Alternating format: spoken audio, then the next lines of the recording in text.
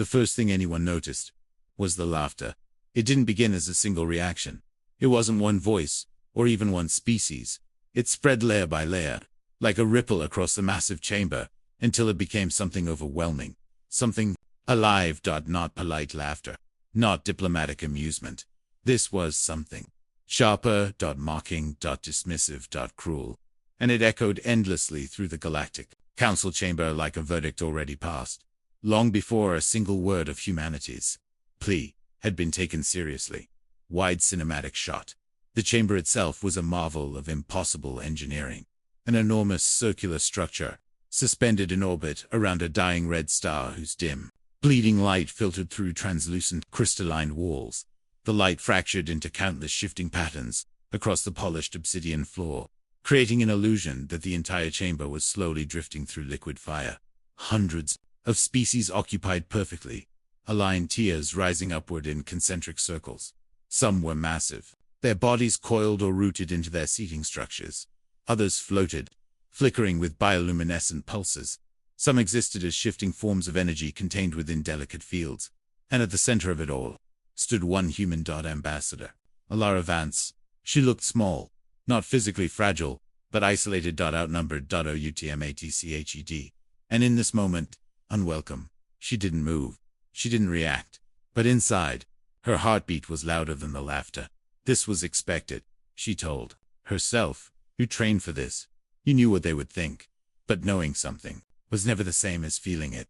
Her fingers were clasped behind her back, tight enough that her nails pressed into her skin. A grounding technique. Stay still, stay calm, stay in control. Above her, suspended on a levitating dais that radiated faint gravitational distortions, High Arbitrator Zelthar observed her with ancient, unblinking patience. His form was elongated and fluid, as though his body had never fully decided on a single shape. His surface shimmered subtly, bending light in unnatural ways, as if reality itself respected his authority. Humanity, Zelthar began. His voice, deep and resonant, carried flawlessly across the chamber by translation fields that adjusted tone and frequency for every species present. Requests, protection. The final word lingered, drawn out, just enough to trigger another wave of laughter. It came harder this time, louder, more deliberate. Elara inhaled slowly, steadying herself. Not protection. That word had been chosen carefully by the council, not by her. She corrected him, her voice calm, measured, and clear despite the storm surrounding her. Not protection, she said. Recognition of a threat. That should have changed the tone. It didn't. A serpentine delegate several tiers above let out a low, rasping hiss that translated into what the system interpreted as amusement. A cluster of crystalline entities pulsed brighter, their internal light flickering in rhythmic bursts. Laughter in their own language. Some species didn't even bother reacting. They simply ignored her entirely, as though humanity wasn't worth the effort of acknowledgement. Zelthar tilted slightly forward, the subtle shift enough to silence a portion of the chamber, not out of respect for Elara, but for him. Your species, he said slowly, has only recently achieved interstellar capability. Your technological footprint is minimal. Your influence insignificant. A pause, just long enough to let the words settle before delivering the final cut. And yet you claim to have identified a threat that eludes civilizations far older and more advanced than your own. Stay calm, Elara repeated internally. They want you to react? We're not claiming superiority, she replied evenly. We're reporting observation. That word again. Observation. Not assumption. Not fear. A fact. Entire systems, she continued, have gone dark. No debris, no energy signatures, no distress signals. Her gaze swept across the chamber, not in defiance, but in deliberate inclusion. That is not a natural phenomenon. A brief silence followed. It wasn't agreement. It wasn't even curiosity. It was hesitation. And then, someone broke it. Primitive pattern recognition. A voice echoed from the upper tiers. Fear response. Another voice added. Early-stage civilizations often anthropomorphize unknown variables. And just like that, the laughter returned. But something had shifted. Not in the chamber. In one individual. Cut to Commander Kael, standing along the perimeter, partially obscured by structural shadows. He remained still. His species was known across the galaxy for precision, discipline, and strategic dominance. They did not laugh without reason, and Kael did not laugh at all. He watched Elara closely. Not her words, her posture, her breathing, the micro-adjustments in her stance. She wasn't afraid, not in the way others expected. There was tension, yes, but beneath it, certainty. She believes this. He realized in belief, in his experience, was either the mark of a fool, or someone who had seen something others hadn't. Back at the center, Elara took a single step forward. It was a small movement, but in a chamber governed by strict protocol. It was a violation. Every eye, organic, synthetic, and otherwise, shifted. Toward her. You've already seen it, she said. The chamber quieted, not entirely, but enough to matter. Zelthar's form stilled. Clarify. A fluctuation, Elara continued. Brief. Power-related. System instability. Her voice lowered slightly, not in weakness, but in precision. It happens before every disappearance. That did it. Not belief, but attention. For the first time. The chamber wasn't laughing, it was listening even. If only out of curiosity. Zelthar's gaze sharpened. You suggest, he said slowly, that the council itself is at risk. This was the moment. The point where she could soften the message, reframe. It'd make it less confrontational, more acceptable. Let her eye. Yes, the word landed like a stone dropped into still water. Silence expanded outward, then shattered. The laughter returned, but now it carried something else. Not just mockery, but rejection, defense of it, a refusal to even consider the possibility. Zelthar raised a limb, signaling the conclusion of the session. Humanity's statement, he declared, will be archived under speculative threat classification. A pause. No further action will be taken. There it was. Final. Dismissal. The laughter surged again, louder than before, amplified by the authority of the decision. Elara felt something tighten in her chest, not fear, not even anger, something colder. Disappointment. Asterisk. Desco quotes. Not just wrong. Asterisk. She thought. They're blind. She had one final moment, one final opportunity, not to convince them, but to warn them. She lifted her head, meeting Zelthar's gaze directly, something few dared to do. If something is hunting civilizations, she said quietly. The chamber began to quiet, not because they respected her, but because of how she said it. Laughter won't save you. No dramatic emphasis, no raised voice, just truth. For a brief, fragile second. Silence. No laughter. No reaction. Even Zelthar didn't respond immediately. And then, the chamber erupted again. Louder. Harsher. As if rejecting the discomfort her words created. Elara didn't wait for the formal dismissal. She turned and walked away. Her steps were steady, deliberate, controlled. But as she reached the outer edge of the central platform, it happened. The lights flickered once. Subtle. Quick. Barely noticeable. A few delegates glanced upward. A technician's voice echoed. Minor fluctuation. Compensating. The system stabilized instantly. The chamber returned to normal. The laughter resumed. The moment dismissed. But Elara stopped. Not visibly. Not enough for anyone to call attention, but inside. Everything sharpened. Asterisk. That's it. She realized. That's the pattern. Asterisk behind her. The council continued as if nothing had happened. But in that fraction of a second, something had been there. Not seen, not detected, but felt. Like a shadow that didn't belong to any object.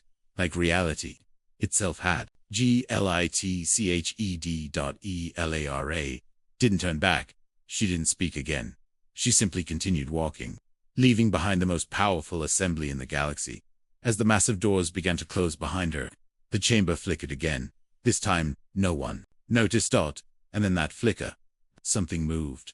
Not through space, but through absence, through the systems, through the energy itself. A presence that didn't exist. Until it did. Then the doors sealed. The laughter faded. And somewhere, deep within the council's vast network of power and light, something had already begun to spread. Cut to black. It started with a star that simply wasn't there anymore. No explosion. No warning. No final transmission. Just absence. Commander Kael stood motionless in the observation chamber, his gaze fixed on the massive holographic display suspended before him. The star system of Velkir Prime rotated slowly in projection planets, orbiting a bright, stable sun. Trade routes, marked in soft lines. Civilian traffic blinking in steady patterns. A living system. Active. Predictable.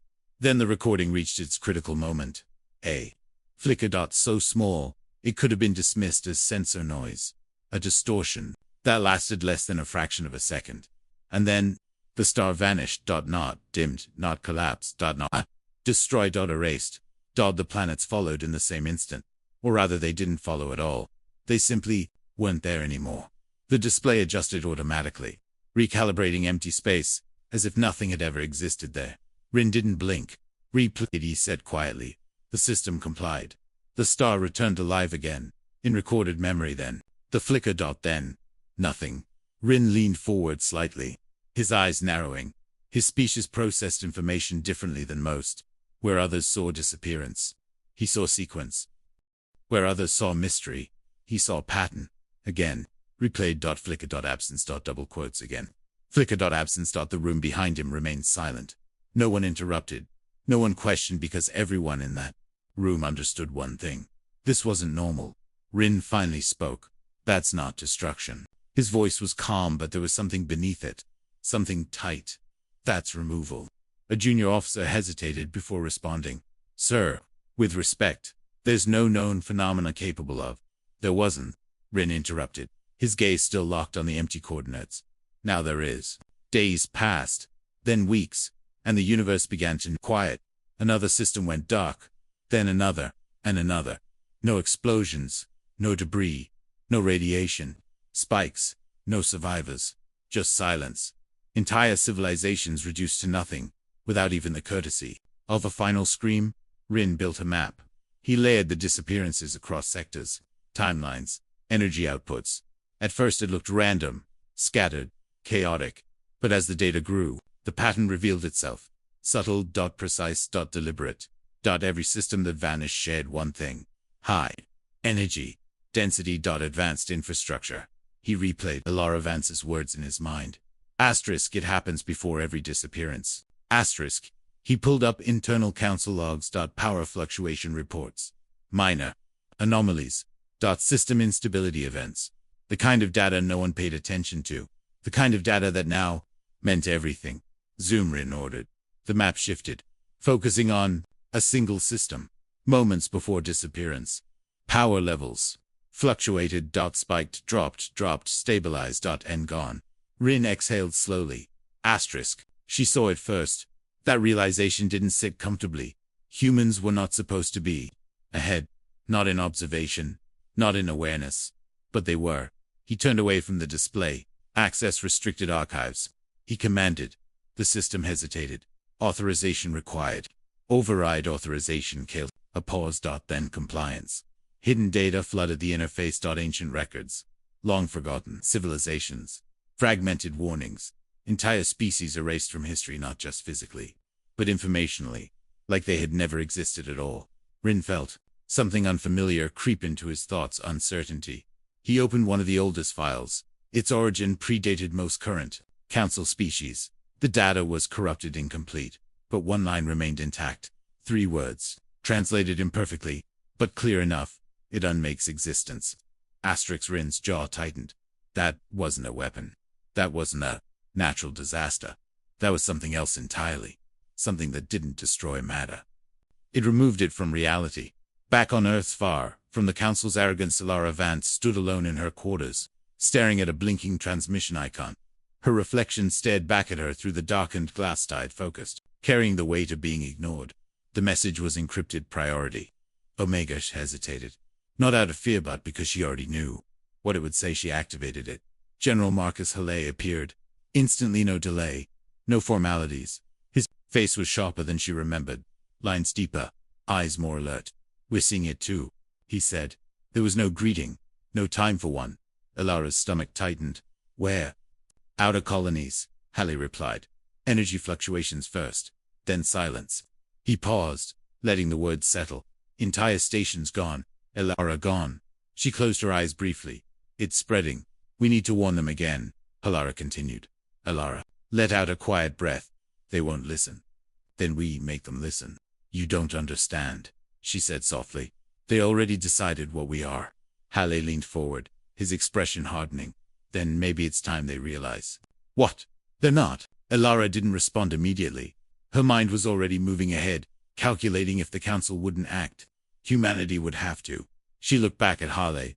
Prepare contingency protocols. She said, all of them.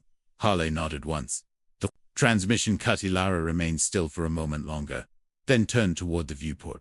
Space stretched endlessly before her, but it didn't feel empty anymore. It felt washed out back in the council's outer sectors. Rin stood in the observation chamber once more. A new system filled the display. This one's still alive. Civilian. Traffic.signals.active life. He had chosen it deliberately. A system that matched the pattern. Energy.dense infrastructure.vulnerable. He didn't say it aloud, but everyone in the room knew why they were watching. Sir, an officer began. If the pattern holds. Rin didn't respond. He didn't need to. The lights flickered. Everyone froze. The fluctuation lasted less than a second, but this time, no one dismissed it. Rin's voice dropped. Record everything. The star dimmed. Not naturally, not gradually, instantly, like someone had lowered a switch on reality itself. No, someone whispered. The system's signals began to distort. Communications spiked, then cut planetary. Readings scrambled, then vanished. And then, silence. The star disappeared. The planets vanished. The entire system ceased to exist. No explosion. No collapse. No sound. The display recalibrated. Empty space replaced everything that had been there. Mathematically perfect, as if nothing had ever occupied that region of the universe. Rin didn't move. He didn't speak, because for the first time in his life, he had no strategy, no counter, no understanding, just one undeniable truth. It's real. Behind him, someone let out a shaky breath. What do we call it? Rin stared at the empty void. We don't, he said quietly, because giving it a name implies we understand it. A pause. Then, almost to himself, and we don't understand anything.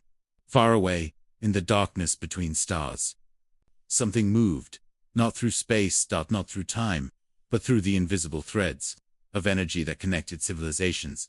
The brighter the signal, the easier the path. And now, it had found something new, something dimmer, something quieter, but still visible. Humanity wasn't invisible. Not yet. And the silence was getting closer, while the galaxy debated its own superiority.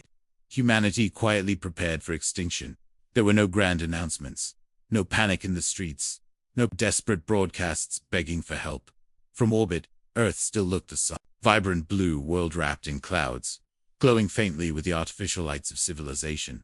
But beneath that calm surface, everything had already begun to change, deep underground, far below the noise of cities and the illusion of normal life. Sealed facilities awakened, one by one, hidden.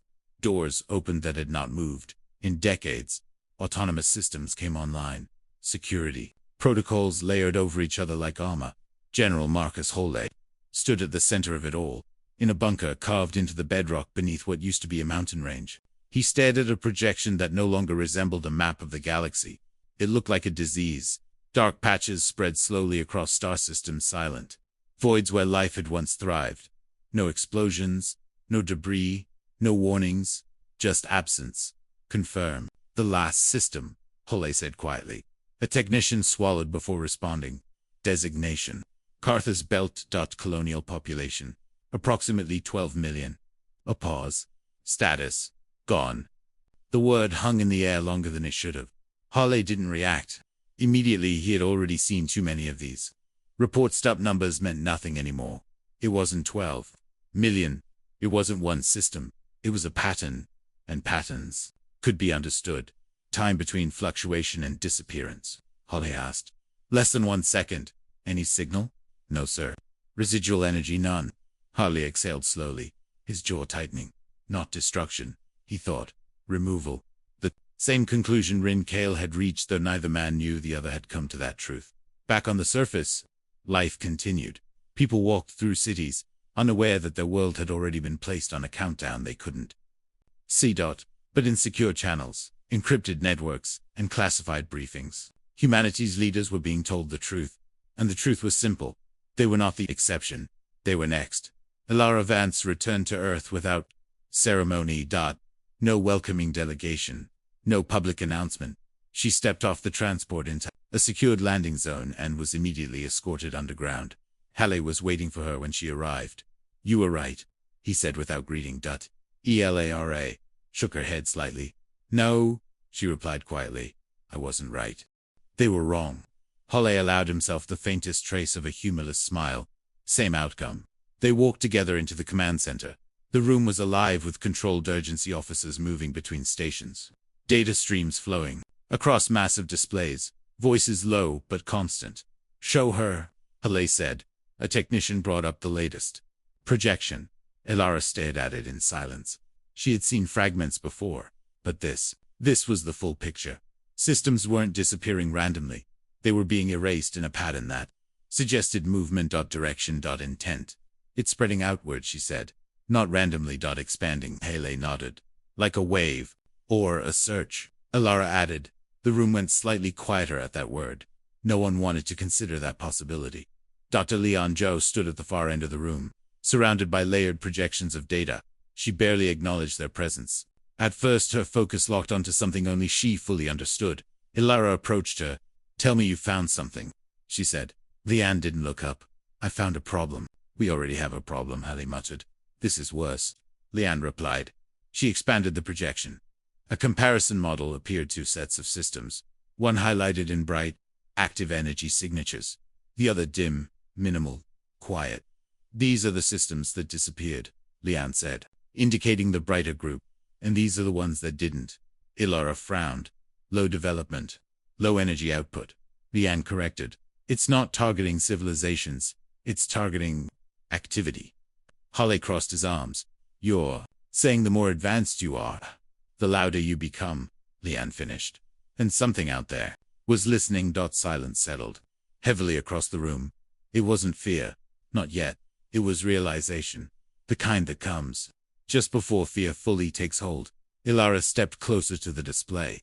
"So we're a signal," she said. "A beacon." Leanne nodded. "And we've been getting brighter for centuries." Halle looked back at the map at Earth's position glowing steadily among the stars. "Then we shut it down."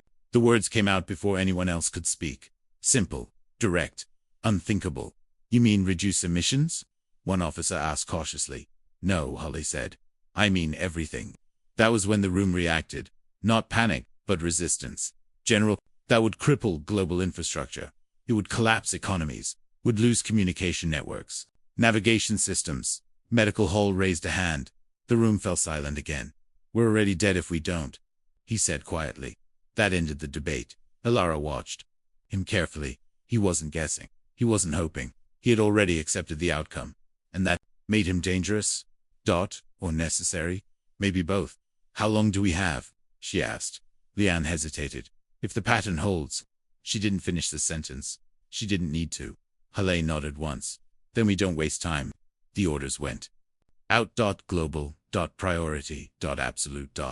At first, nothing seemed to change. People continued their lives. Cities buzzed with activity. The world turned as it always had. Then, small things began to shift. Power grids adjusted. Not noticeably at first. Street lighting dimmed slightly. Public networks slowed. Most people assumed it was routine maintenance or minor system issues. Then satellites began going offline.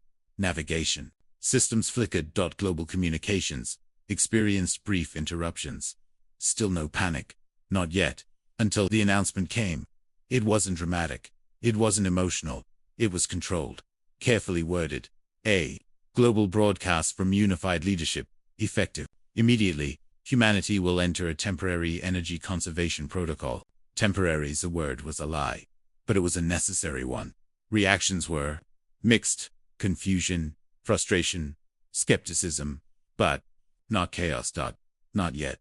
Because humanity had done something no other civilization had ever done. It prepared its people before the truth fully arrived, underground. Halle watched the world dim. City by city, grid by grid. Light faded not into darkness, but into restraint. "Status?" he asked. "Primary grids offline," a technician reported. "Secondary systems at minimal output. Orbital infrastructure 70% offline. Remaining assets entering passive mode." Halle nodded. "Good." Elara stood beside him, arms crossed, watching the same data. "You're making us blind." she said quietly. No, Holly replied. We're making ourselves invisible. In the lab, Leanne monitored the effect in real time. She watched Earth's energy signature drop slowly at first, then dramatically dot the planet that had once shone brightly in the cosmic spectrum. Began to fade. We're disappearing, she whispered. Not physically, but from the perspective of whatever was out there, watching. For the first time in human history, progress was being reversed deliberately. Not because of failure, not because of war, but because survival demanded it. And still, it wasn't enough. Elara felt it before she saw it. A subtle unease, a shift she couldn't explain. Leanne, she said suddenly, show me the outer systems. The projection shifted. A nearby region once active was now gone. Elara's breath caught. That's too close, she said. Hallie turned sharply. When did that happen? Minutes ago, Leanne replied. The room froze. The silence that followed was different this time. Heavier, more real. It wasn't a distant threat anymore. It was here, at their doorstep. Hale's voice dropped. How long before we're in range? Leanne didn't answer immediately. She ran calculations, cross-referenced patterns. Her hands moved faster now, not with curiosity, but urgency when she finally spoke. Her voice was quieter than before. We already are. No one moved. For a moment, time itself seemed to hesitate. Then the lights flickered. Once everyone in the room looked up, no one spoke, because now they understood what it meant. The flicker lasted less than a second. Then everything stabilized. Systems remained online. No immediate failure. No immediate failure. No disappearance. But the message was clear. It had noticed them. Haley didn't hesitate. Complete shutdown. He ordered everything that's left. Sif, we go any lower. Do it. There was no room for debate. The final systems powered down. One by one, the room dimmed until only emergency lighting remained barely enough to see. The hum of machinery faded into near silence. The world above followed. Cities went dark. Skies lost their glow. The constant noise of civilization disappeared. For the first time in centuries, Earth became quiet. Not dead, not empty, but still. Elara stood in that silence, feeling the weight of it press against her chest. Asterisk, this is what survival looks like, she thought. Not victory. Strength. Asterisk, just endurance. Asterisk. Leanne watched the sensors, her eyes scanning for any sign of movement, any fluctuation, any response. Seconds passed, then minutes. Nothing happened. She exhaled slowly. It's not moving closer, she said. Holly didn't relax. But it's not leaving either, he replied. Far beyond Earth, in the darkness between stars, something shifted. Not through space, not through distance, but through connection. It had followed the brightest signals, and now it had found something different, something dim, something quiet, something trying to hide. And for the first time, it hesitated. Back on Earth, humanity waited. No lights, no signals, no certainty, just silence. And in that silence, for now, they survived. The moment the Galactic Council went dark was the moment the galaxy finally understood fear. Not fear of war. Not fear of extinction, but fear of something far worse, being erased without ever knowing why. It began quietly, as most catastrophic events do. A subtle flicker overhead. So brief that only a handful of delegates even noticed. Conversations continued. Arguments carried on. Egos clashed across the chamber as they always had. But then the lights flickered again. This time, longer. Not enough to cause panic, but enough to interrupt. The vast crystalline walls dimmed. The dying red stars glow, distorting as internal systems compensated. Few delegates paused mid-sentence. A ripple of irritation spread. Stabilize the power grid, a voice demanded from one of the upper tiers. Technicians responded instantly. Minor fluctuation, they reported, correcting, and for a moment, it seemed like nothing. The chamber returned to its usual glow. Debate resumed. Laughter returned. But something had already changed, because this time, people were paying attention. Commander Kael stood near the chamber's perimeter, his posture rigid, his mind racing. He had seen this pattern before. Not here, not in person, but in recordings. In systems that no longer existed. Asterisk flicker. Then silence. Asterisk. His gaze shifted across the chamber map in exits, calculating distances, assessing variables that no one else was even considering. Asterisk. Too many systems, too much energy. Asterisk, this place wasn't just vulnerable. It was ideal, a perfect beacon. Elara Vance stood several tiers below him, no longer speaking, no longer trying to convince anyone. She wasn't watching the delegates. She was watching the lights. And when they flickered a third time, she knew it wasn't a malfunction. It wasn't random. It was here. The lights didn't come back on. Not fully. They dimmed, faltered, then died. Completely. The transition was so sudden that for a fraction of a second, no one reacted. It wasn't just darkness. It was the absence of light in its purest form. No glow from displays. No glow from displays, no. Distant illumination from the star outside. Every system that sustained visibility, gone. The chamber, once filled with color and movement, became an endless void. Then came the realization, and with it, panic. Voices erupted across the chamber, overlapping, chaotic, desperate. Restore lighting. I've lost visual. Systems are offline. Species that had never experienced true darkness before reacted instinctively. Some emitted bursts of bioluminescence only to flicker and fail. Others thrashed, their forms colliding with structures and each other. Creatures that relied on constant sensory input suddenly found themselves blind, disoriented, vulnerable. Cinematic cue, chaotic audio layering, overlapping alien voices, heavy breathing, metallic impacts. Rin didn't move. He closed his eyes instead, removing even the illusion of sight. Asterisk. Focus, control, breathe. Asterisk. His training took over in darkness. Vision was a distraction. Other senses mattered more. Silence. His voice cut through the chaos, not louder than the others, but sharper, more controlled, more commanding. The effect was immediate, not total silence, but enough. Some voices lowered, some movements slowed. Everyone remained still. Rin continued. Conserve energy. Conserve motion. There was authority in his tone, not suggestion. Command. And instinctively, many obeyed. Elara's voice came from somewhere, to his left, calm, grounded. He's right. Rin turned slightly toward her voice. You've seen this, he said quietly. Wasn't a question. Yes, Elara replied. Then tell me what we're dealing with. A pause. Just long enough to be unsettling. It's here, she said. That answer settled heavily across the chamber. More unsettling than any explanation could have been, because it meant this wasn't an external threat, not something approaching, not something distant. It was already inside. A sudden scream tore through the darkness, sharp, abrupt, and then instantly cut off. Silence followed. The kind of silence that wasn't empty, but full of unspoken understanding. Rin's voice dropped. Report. No response. Then, from somewhere deeper in the chamber, trembling voice spoke. Section 12. A pause. It's gone. Rin's muscles tensed. Define gone. Not damaged. Not destroyed. The voice stammered. There's nothing there. Before Rin could respond, emergency systems surged. A faint red glow flickered across the chamber, weak, unstable, but enough to see and what they saw broke something fundamental. The chamber wasn't intact. A massive section of it entirely missing.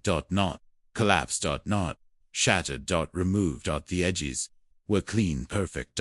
As if a piece of reality had been cut out with precision beyond comprehension. Debris floated. No fragments remained. There was no sign that anything had ever existed there at all. Then the light died. Again, darkness returned, heavier this time, because now they knew what it was hiding. Panic surged again, and stronger, more desperate. It's killing us, someone shouted. No, Elara's voice cut in sharply. It's not killing. That word mattered, because killing implied violence, implied resistance, implied survival. Then what is it doing? Another voice demanded. Elara hesitated, and for the first time, there was uncertainty in her tone. It's removing us. The distinction was worse. Rin processed that instantly.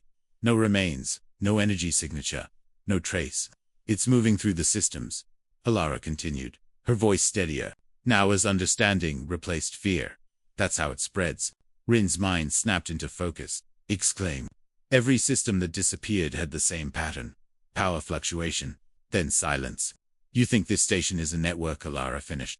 Connected. Energy flows everywhere. Rin felt the weight of that realization. This wasn't just a target, it was a pathway. The more advanced the infrastructure, the more connected the system, the easier it moved. Shut everything down, Elara said. All systems now. The chamber fell into tense silence. That order was unthinkable. Life support. Communications. Navigation. Without them, survival itself was uncertain. If we shut down completely, a delegate protested, we lose all control. Elara's voice hardened. You never had control. That ended the argument. Rin stepped forward. Do it, he ordered, no hesitation. This time. No debate. Systems began shutting down one by one. The hum of energy faded. The faint vibrations beneath the floor ceased. Communication channels went silent. Even life support systems dropped to minimal sustainable levels. The chamber became stow. No noise. No movement. No excess energy. For the first time since its creation, the Galactic Council was powerless, and something changed. The pressure in the air, the unseen weight eased slightly. Not gone, but paused, like something had lost its path. Rin exhaled slowly. It's slowing, he said. Elara nodded. Because we're not feeding it. That realization settled across the survivors, a fragile understanding. They weren't safe, but they weren't immediate targets anymore. Not as long as they remained quiet.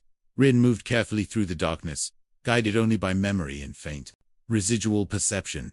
We need to evacuate, he said. Without power, someone asked.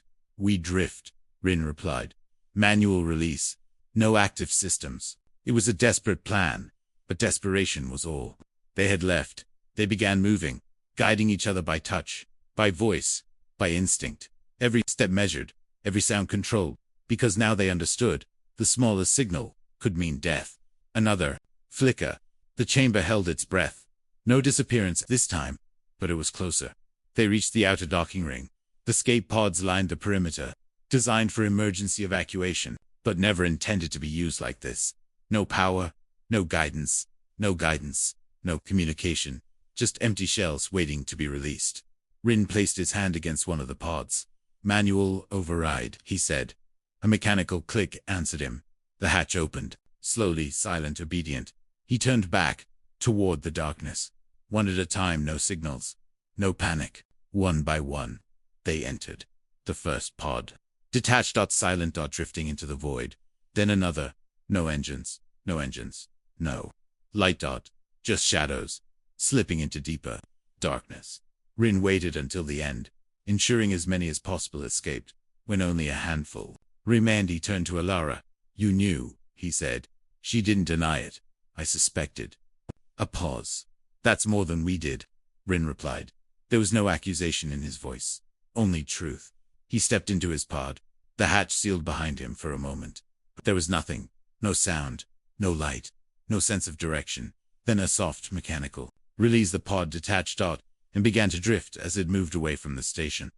The darkness shifted. For a fraction of a second, the council chamber flickered back into view.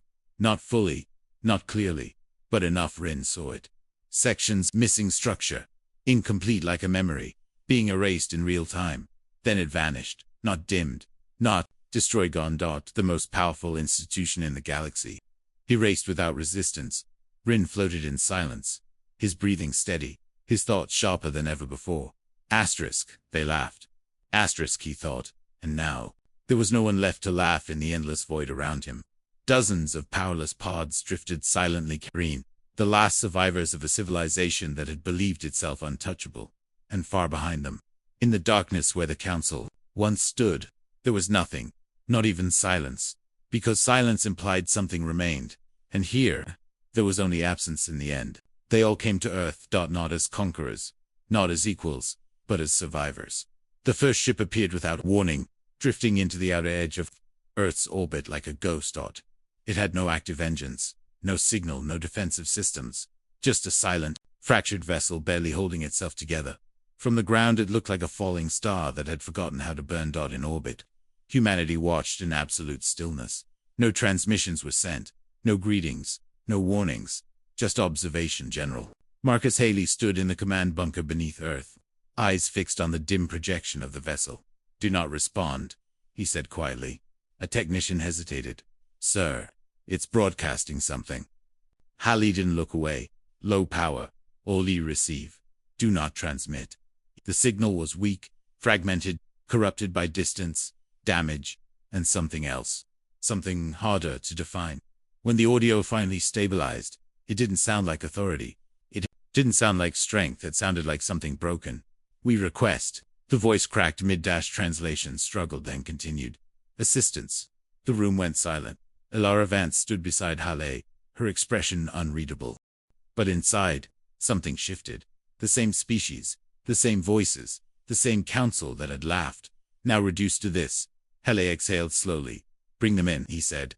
Around Earth, more ships began to appear. Not in formation, not coordinated, drifting, damaged, silent. Some were little more than fragments of what they once were. Others carried entire populations huddled in powerless vessels, clinging to existence without understanding how they had survived the journey. Cinematic wide shot. Dozens, then hundreds of alien ships suspended in orbit around a dim Earth. Like debris caught in invisible gravity. Humanity had done something no advanced civilization had ever dared to do. It had made itself invisible. And now, it was the only place left that still existed. The first landing was cautious, a small delegation, if it could even be called, that was escorted into a controlled environment deep underground. The beings that emerged were nothing like they had been in the council chamber. No arrogance, no superiority, no certainty. They moved carefully, deliberately, like creatures that had learned, very quickly, that the universe no longer followed rules they understood. Elara stood across from them. You're safe here, she said. The words felt strange, even to her, one of the beings, a tall, segmented figure whose species once radiated authority, lowered its posture. We were wrong. It said simply. No excuses, no justification, just truth. Elara didn't respond immediately because part of her had expected anger. She had imagined this moment differently. A confrontation, a reckoning. But looking at them now, there was nothing to confront. They had already lost everything. Back in the command center, Hale watched the growing number of arrivals. We can't sustain this, an officer said quietly. Not if more keep coming. Hale nodded. They will. He didn't say it as a guess. He said it as certainty. Because if Earth had become the only visible refuge, then every surviving species would eventually find its way here. Then what do we do? The officer asked. Hale's eyes hardened. We teach them. The word carried weight, because humanity had never been the teacher in a galaxy like this. Not until now. Elara addressed the first assembly of survivors in a dimly lit chamber designed specifically to minimize energy output. There were no bright displays, no advanced projections, just local illumination and controlled environmental systems. The message was intentional. This was not the galaxy they remembered. You survived, Elara began. But survival now requires change. A murmur spread through the gathered species, not resistance, but uncertainty. Your systems, she continued, your technologies, your energy networks, they are not strengths anymore. A pause. They are signals. Silence deepened. Some understood immediately. Others resisted instinctively. You're asking us to regress, one delegate said, its voice carrying a faint echo of its former authority. Elara met its gaze. I'm asking you to live. Hale stepped forward, his presence grounding the room. No centralized power grids, he said. No high-energy emissions. No active long-range communications. That's primitive, another voice protested. Hale didn't flinch. So is extinction. The words landed harder than any argument could. For the first time in their existence, these species were being forced to accept something they had never considered. Progress was no longer survival. Adaptation was. What followed was not easy. It wasn't unified. It wasn't clean. It was messy, difficult, filled with resistance. Some species adapted, quickly shutting down systems, restructuring their infrastructure, embracing minimalism in ways they never had before. Others struggled. Their entire identity was built on advancement, on dominance, on being seen, and now they were being told to disappear. One species refused outright. They established a small settlement, away from the main human-controlled zones, hidden, but not silent. They believed they could manage their own energy output, control it, maintain just enough power to survive without drawing attention. Elara warned them. Hale warned them. They didn't listen, because pride doesn't disappear overnight. Their systems came online, slowly, carefully controlled. Energy levels minimal. Signals reduced. For a while, nothing happened, and for a moment, they believed they were right, that humanity had overreacted, that the fear was exaggerated until the lights flickered. It lasted less than a second, but every being in that settlement felt it. The system stabilized. No immediate failure. No disappearance relief. Spread cautious, but real then. The entire settlement vanished. No explosion, no warning, no trace. From orbit. It was as if that region of Earth had never been inhabited at all. The message spread instantly. No one questioned it after that. No one argued, no one resisted. Openly again, because now, they had seen it for themselves. Back in the lab. Dr. Lianzhou studied the data from the incident. Her hands moved quickly across the projections, analyzing patterns, cross-referencing energy levels, recalculating assumptions. Elara entered quietly. "Tell me it was a mistake," she said. Lian didn't look up. "It wasn't." "Then what changed?" Lian hesitated. "That was never a good sign." "It's adapting," she said finally. Elara's stomach tightened. "Explain." Lian expanded the projection. The anomaly is patterned once focused on high energy. Systems was shifting, subtly, but undeniably. "It's learning," Lian continued. "Lower thresholds, slower detection, but it's still detecting." Silence filled the room, heavier than before. "So hiding," Elara began. "Won't be enough forever," Lian finished. Back in the command center. Hale received the report without visible reaction, but his grip tightened slightly on the edge of the console. Of course it's adapting, he thought. Everything does. The question wasn't whether they could hide. The question was, for how long? And what came after? Elara stood once again before the growing assembly of survivors, but this time, the tone was different. Heavier. More urgent. "We were right," she said quietly. "But we're not safe." A ripple of unease spread through the crowd. "It's changing," she continued. "Adapting." "Then what do we do?" Someone asked. The question echoed, not desperate, but searching. Elara looked at the matte beings who had once ruled entire sectors, now standing in dim light, waiting for guidance from a species they once dismissed. And for the first time, she didn't have a complete answer. "We survived today," she said, "and we prepare for tomorrow." It wasn't certainty, it wasn't reassurance, but it was honest. RY and Kael stood at the edge of the chamber, observing silently. He had arrived with the later waves of survivors, his own species reduced to fragments, his authority now irrelevant. He watched humanity closely, not their technology, not their defenses, but their mindset. They adapted quickly. They accepted loss. They made decisions without hesitation, not because they lacked emotion, but because they understood the cost of delay.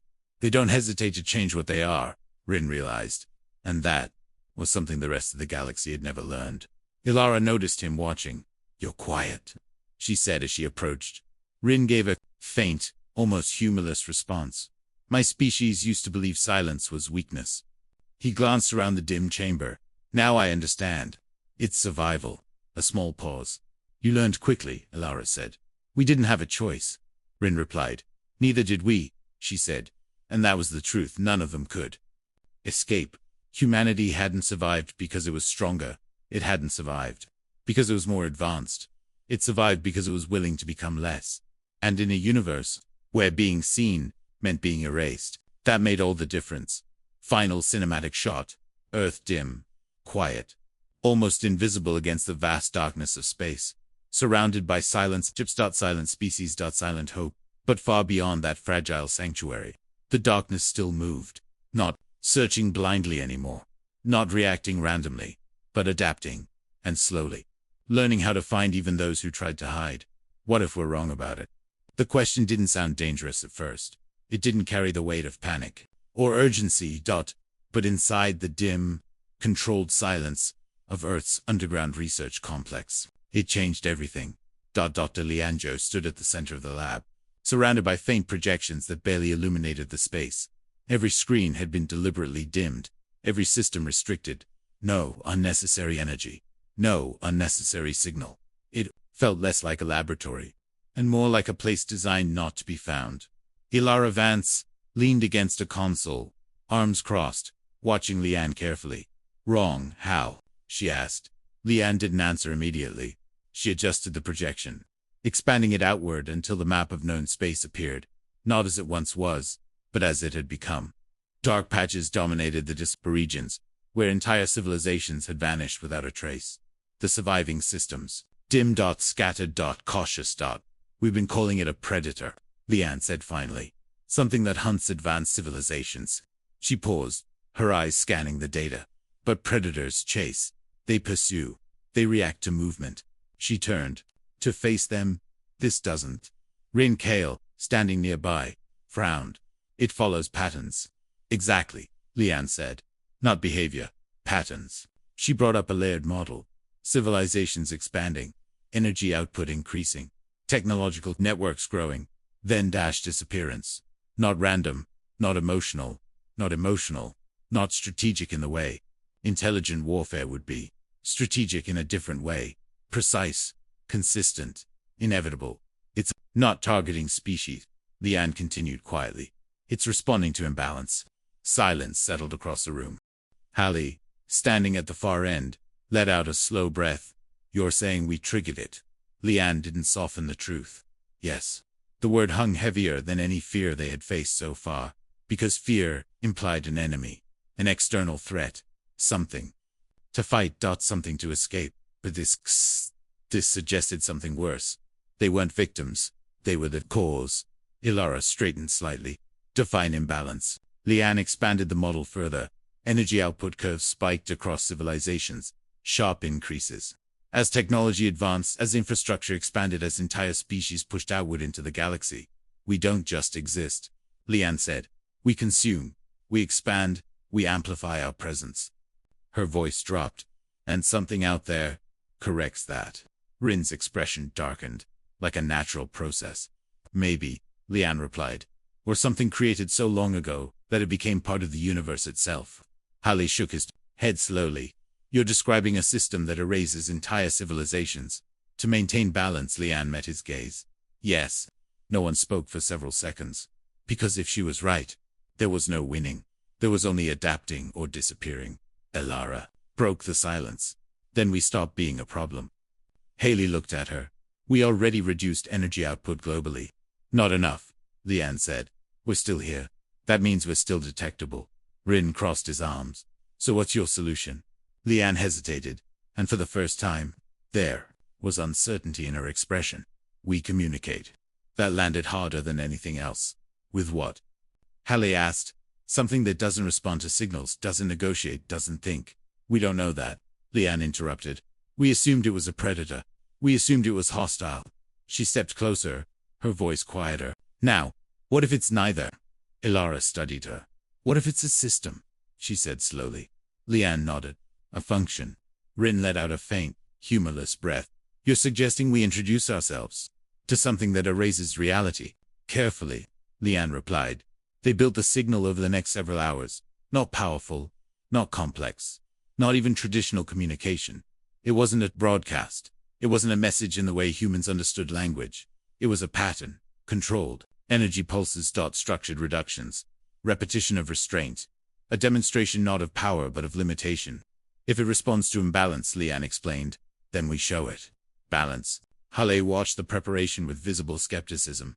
And if it doesn't respond? Leanne didn't look at him. Then we learn something. Or we disappear, Haley countered. That too, Leanne said quietly. Elara stepped forward. We're out of options, she said. Hiding buys us time. It doesn't solve anything. Rin nodded once. Then we stop hiding. The room fell silent as the final systems were prepared. Minimal energy output, minimal signal. Exposure. Every variable controlled. Every risk calculated as much as possible. Ready? A technician said. Leanne took a breath. She had spent her entire career searching for answers. Now, she was about to ask a question the universe might not want to hear. Send it. The signal left Earth. Not as a beam, not as a transmission, but as a subtle disturbance. In energy. A pattern that whispered rather than shouted. Then nothing. Seconds passed. Then minutes. No reaction. No flicker. No disappearance. Hallie exhaled slowly. Maybe it didn't. The lights flickered. Everyone froze. But this flicker was different. Not violent. Not abrupt. Slow. Deliberate. The air itself seemed to distort slightly, not physically, but perceptually. Like reality was being observed from a different angle. Rin's voice dropped. It noticed. Leanne's heart pounded. Wait. The distortion intensified. But not. CHAOTACLLY. In a pattern. The same pattern they had sent. reflected back Elara's breath caught. It's responding. The realization hit all of them at once. Not just reacting. Not just correcting. Responding. Holly stared at the displays. That's not possible, Leanne whispered. It is. For the first time. The darkness didn't feel like a force of destruction. It felt like something aware. And that changed everything. But awareness didn't mean safety. It didn't mean understanding. And it certainly didn't mean mercy. Because if the anomaly was responding, then it was also learning. And learning meant adaptation. And adaptation meant the rules were about to change again. If it understands patterns, Rin said slowly, then it understands change. Leanne nodded, which means it won't stay predictable. Hale's expression hardened. Then we don't wait for it to decide. And that led to the next problem. The one no one wanted to face. Survival had a cost, and not everyone was willing to pay it. The assembly was larger this time. More species, more survivors, more tension. The dim chamber felt heavier, not just with fear, but with conflict. Elara stood at the center once again, but this time, she wasn't warning them. She was asking something far more difficult. We have a solution, she said quietly, but it requires something none of us have ever done before. A pause. We stop advancing. The reaction was immediate. Not laughter, not dismissal, anger. That's not survival. One delegate snapped. That's surrender. No, Hale said sharply. That's adaptation. You're asking entire civilizations to abandon progress. Another voice echoed. To limit themselves permanently. Rin stepped forward. Or disappear permanently. Silence followed, but it wasn't agreement. It was resistance. The kind that runs deep, not just in logic but in identity. Civilizations didn't just grow. They defined themselves by growth, by expansion, by becoming more. And now, they were being told to become less. There has to be another way, someone said. There isn't, Leanne replied quietly. We've seen the pattern. We've tested the response. She looked across the room. This is the only path that leads to survival. But not everyone accepted that. Trust had been broken, pride had been wounded, and fear made people desperate. A faction began to form quietly, not openly, not immediately, but in whispers inside. Conversations, in shared glances. They believed something different. If the anomaly responded to energy, then it could be controlled. If it could be controlled, then it could be used. It wasn't logic. It was desperation, disguised as strategy. Rin noticed it first. He had spent his life reading Battlefield dynamics, and this felt familiar. The early stages of betrayal. He approached Elara. They're not going to agree, he said quietly. I know, she replied. Some of them are already planning something else. Elara's expression tightened. What kind of something? Rin's voice dropped. The kind that gets everyone killed. It didn't take long. The faction moved faster than expected. They had resources. They had knowledge. And more importantly, they had nothing left to lose. They constructed a system in secret, not large enough to draw immediate attention, but powerful enough to test their theory. A controlled energy surge. A beacon. A trap. If it reacts to energy, their leader said, then we decide where it reacts. It was a dangerous idea. But to them, it was hope. The system activated. The energy spike surged outward for a moment. Nothing happened. And then, everything disappeared. Not just the system. Not just the faction. An entire region, multiple nearby zones erased in an instant. No warning, no containment. No control. From Earth.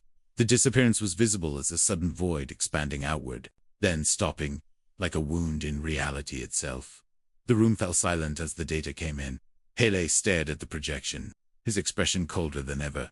They tried to weaponize it, he said quietly.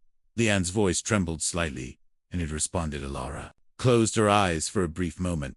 Asterisk, this is the cost, she thought. This is what happens when survival competes with pride. Asterisk, when she opened them again, her decision was made. No more, she said. The words weren't loud, but they carried authority now, not from power, but from truth. She turned to the remaining assembly. This isn't a debate anymore, she continued. This is reality. Her gaze moved across the room, meeting each species, each survivor, each being that still had a choice. You either adapt, a pause, or you disappear. No one argued this time, because now they had seen what resistance looked like, and what it cost. Rin stood beside her, silent but resolute. Leanne watched the data, her mind still racing ahead. Kael gave the final orders, and across the surviving galaxy, civilizations began to change. Not by choice, but by necessity. Technology slowed. Energy stabilized. Expansion stopped, not completely, but enough, and for the first time since the darkness had appeared, it didn't move. Not immediately, not aggressively, but it was still there, still watching, still learning. Because survival wasn't victory, it was a balance. And balance was something that had to be maintained. The universe didn't end. It didn't collapse into fire or fade into darkness in one final moment of destruction. There was no grand finale, no single event that marked the end of everything. Instead, it grew quiet, not empty, not lifeless, but restrained, careful, deliberate, the kind of quiet that wasn't natural but chosen. From orbit, Earth no longer looked like the vibrant beacon it once was. It didn't glow with endless networks of light. It didn't pulse with the energy of a civilization pushing outward into the stars. It barely shined at all. A dim blue sphere wrapped in soft darkness, alive but cautious. For the first time in its history, humanity wasn't trying to be seen, and across the galaxy, others had learned to do the same. The transformation hadn't happened overnight. It wasn't clean. It wasn't easy. But it was necessary.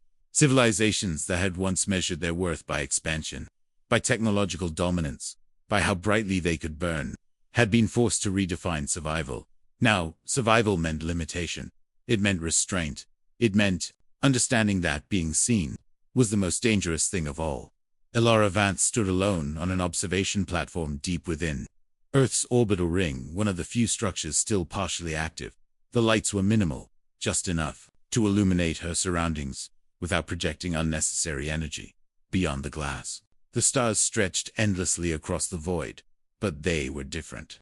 Now. Not fewer. Not gone, but quieter, dimmer, not because the stars themselves had changed, but because everything around them had. Humanity had shut down most of its orbital infrastructure. No constant traffic, no glowing networks of satellites, no visible signs of the activity that had once defined it. And the same was true across the galaxy. The great civilizations, those that had once dominated entire sectors, had pulled back. They still existed, but they no longer announced their presence. They no longer filled the void with signals, transmissions, and energy bursts meant to declare their power. They had learned the cost of being loud. Ryn. Kael stepped onto the platform behind her, his presence quiet but unmistakable. He had adapted faster than most, not because his species was naturally flexible, but because he had seen the truth earlier than others.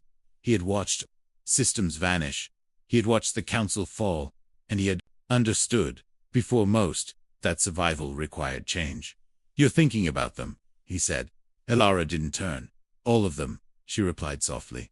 Ryn moved to stand beside her, his gaze following hers into the quiet expanse. "We survived," he said. It wasn't a statement of pride. It wasn't even relief. It was acknowledgement. Elara exhaled slowly, barely. A pause stretched between them, not uncomfortable, but heavy with everything that had been lost. "Do you think it's over?" Ryn asked. Elara didn't answer immediately, because the truth was, she didn't know, and not knowing had become something she was forced to accept. "No," she said finally. "I don't think it ever will be." That was the new reality. There was no victory. There was no end. There was only balance, and balance required constant awareness. Back on Earth, life had changed in ways that would have been unimaginable just a few years before. Cities still existed, but they no longer glowed with endless light. Power usage was carefully controlled, monitored, and limited to strict thresholds that ensured survival without drawing attention. Technology still advanced, but slowly, deliberately. Every innovation weighed, not just against its benefits, but against its visibility. Every signal, every emission, every step forward, considered carefully before it was taken. Humanity had not regressed, but it had learned restraint, and that made all the difference. Dr. Lianzhou stood in her lab, still dim, still controlled, still designed to exist just below the threshold of detection. She hadn't stopped studying the anomaly. She couldn't. Not after everything they had learned. Not after everything they still didn't understand. Projections hovered faintly in front of her data stream, showing energy patterns across the galaxy, tracking fluctuations, monitoring changes. She had expected the anomaly to disappear once balance was restored. Once civilizations reduced their output. Once the galaxy grew quiet, but it hadn't. It had simply changed. It moved. Less aggressively now, less frequently. But it was still there, and more importantly, it was still responding. You're still watching it, Elara said as she entered. Leanne nodded, without turning. It's still watching us. Elara stepped closer. What do you see? Leanne hesitated. That hesitation, again the one that always meant something was wrong. Patterns, she said, but different ones. She expanded the projection. Faint disturbances appeared across the map. Not disappearances. Not destruction, but subtle shifts in energy flows. It's not reacting the same way anymore, Leanne explained. It's not just responding to high energy levels. Elara felt a familiar tension settle in her chest. Then what is it doing? Leanne finally turned to face her. It's learning. The word hung in the air, heavier than anything else they could have said. Because learning meant change. And change meant unpredictability. Learning what? Elara asked quietly. Leanne's expression tightened. How to find us, even when we're quiet. Silence filled the lab. Not panic, not yet, but something close.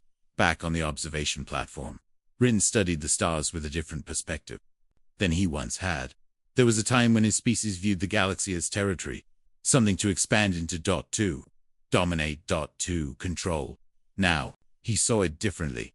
Not as territory, but as something shared, something fragile, something that didn't belong to any one species and yet could be lost by all of them.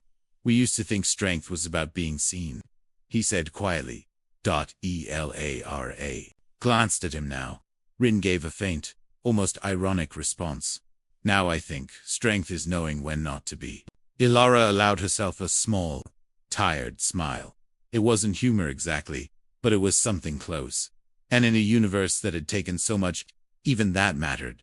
The survivors across the galaxy had begun to rebuild, not as they once were, not with the same ambition or scale, but carefully small. Decentralized communities replaced vast interconnected networks. Local systems replaced massive infrastructures. Redundancy replaced efficiency. It was slower, it was less impressive, but it worked. Civilizations that had once burned bright now flickered gently, live but cautious.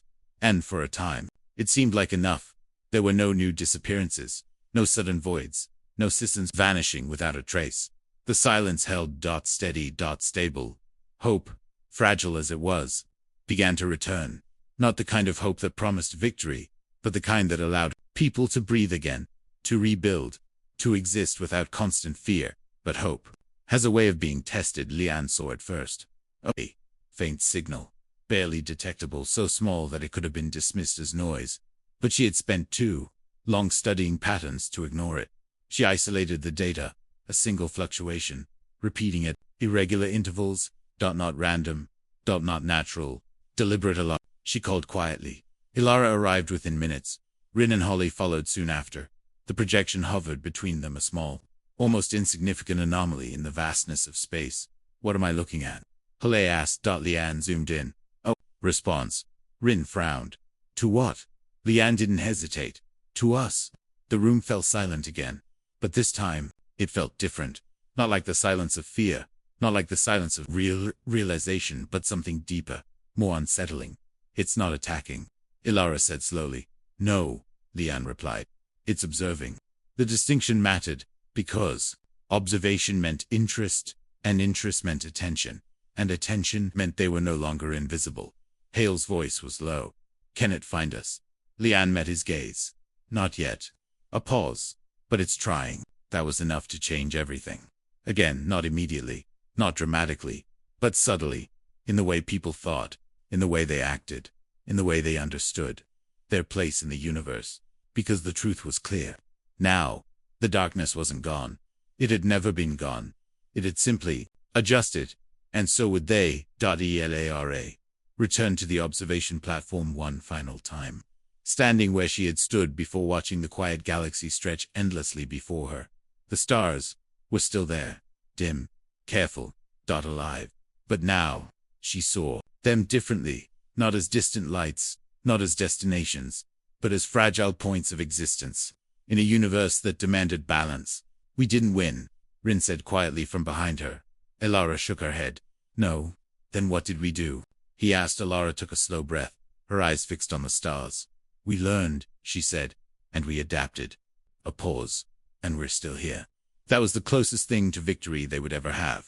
The camera pulls back slowly, Earth-dim, quiet, almost invisible, surrounded by a galaxy that has learned to whisper instead of shout, a universe that has chosen restraint over expansion, silence over noise, survival over dominance, and somewhere, beyond perception, beyond understanding, something watches, not with hunger, not with anger, but with awareness. The final line settles in, quiet but powerful. The galaxy didn't fall because humanity was weak. It survived because we knew when to stop. Fade to black.